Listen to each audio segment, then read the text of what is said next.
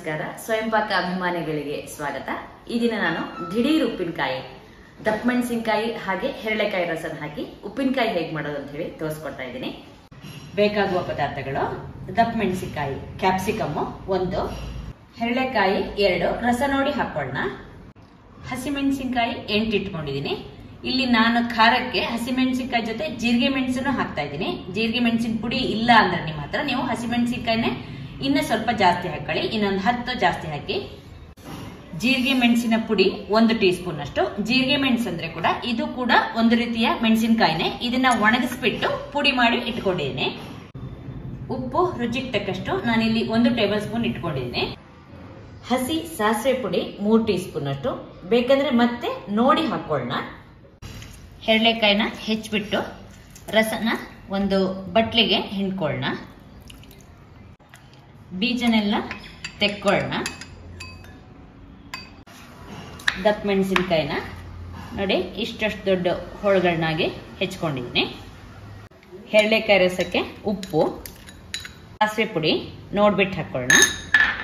ಹಾಗೆ ಜೀರಿಗೆ ಮೆಣಸಿನ ಪುಡಿ,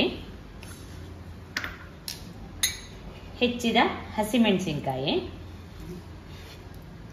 ಹಾಗೆ ದಪ್ಪ ಮೆಣಸಿನಕಾಯಿ ಹೋಳುಗಳನ್ನ ಹಾಕೋಣ. ಚೆನ್ನಾಗಿ ಇದನ್ನೀಗ ಕಲಿಸ್ಕೊಳ್ಳೋಣ. ಅಷ್ಟು ಸಾಸಿವೆ ಪುಡಿನ ಹಾಕಿದ್ದೀನಿ. ಚೆನ್ನಾಗಿ ಕಲಸಿ ಇದನ್ನ ಸ್ವಲ್ಪ ಎಲ್ಲ ಹೀರ್ಕೊಳ್ಳೋ ಹಾಗೆ ಸ್ವಲ್ಪ ಹೊತ್ತು ಹೀಗೆ ಇಟ್ಟಿರೋಣ. ಈಗ ನಾನು ಉಪ್ಪು, ಖಾರ, ಹುಳಿ ಎಲ್ಲ ಹೊಂದ್ಕೊಳ್ಳೋಂತೆ ಇದನ್ನ ಸ್ವಲ್ಪ ಹೊತ್ತು ನೆನೆ ಇಟ್ಟಿದ್ದೆ. ನೀವೊಂದು 2-3 ಗಂಟೆ ನೆನೆ ಇಟ್ರೆ ಸಾಕಾಗುತ್ತೆ, ಹೆಚ್ಚಾದ್ರೆ ತೊಂದರೆ ಇಲ್ಲ.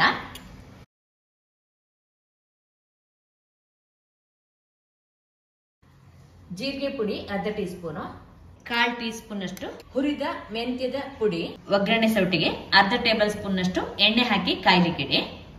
ಎಣ್ಣೆ ಕಾದ್ಮೇಲೆ 1/2 ಟೀ ಸ್ಪೂನ್ ಸಾಸಿವೆ ಹಾಕಿ.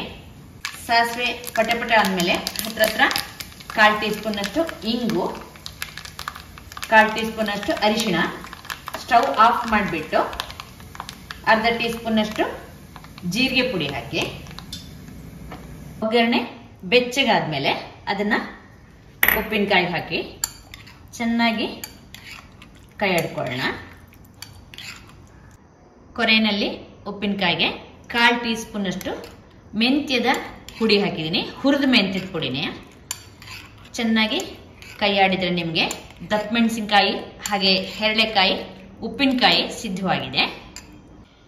ಈ ಉಪ್ಪಿನಕಾಯಿನ ನೀವು ಹೊರಗಡೆ ಕೂಡ ಇಟ್ಕೋಬಹುದು. ಹೊರಗಡೆ ಇಟ್ಕೊಂಡ್ರೆ ಏನಂದ್ರೆ ಈ ದಪ್ಪ ಮೆಣಸಿನಕಾಯಿ ತುಂಬಾ ಮೆತ್ತಗಾಗುತ್ತೆ. ಆದ್ರಿಂದ ಫ್ರಿಜ್ ಅಲ್ಲಿ ಇಟ್ಕೊಂಡ್ರೆ ಚೆನ್ನಾಗಿರುತ್ತೆ. ನೀವು ಇದನ್ನ ಹೊರಗಡೆ ಇಟ್ರೆ 1 ತಿಂಗಳು 2 ತಿಂಗಳು ಇಟ್ಟರು ಕೂಡ ಏನೂ ಆಗಲ್ಲ, ಯಾಕಂದ್ರೆ ನಾವು ನೀರನ್ನ ಮುಟ್ಸಿಲ್ಲ. ಆದ್ರಿಂದ ಉಪ್ಪಿನಕಾಯಿಗೆ ಯಾವಾಗ್ಲೂ ಉಪ್ಪು ಜಾಸ್ತಿ ಆದ್ರೂ ಸ್ವಲ್ಪ ಪರವಾಗಿಲ್ಲ, ಕಡಿಮೆ ಮಾತ್ರ ಆಗ್ಲೇಬಾರ್ದು. ಕಡಿಮೆ ಮಾತ್ರ ಕೆಟ್ಟ ಹೋಗುತ್ತೆ. ಅದರಿಂದ ನೀವು ಉಪ್ಪು ಸರಿಯಾಗಿತ್ತು ಅಂದ್ರೆ ನಿಮ್ಗೆ ಉಪ್ಪಿನಕಾಯಿ ಕೆಡೋದಿಲ್ಲ.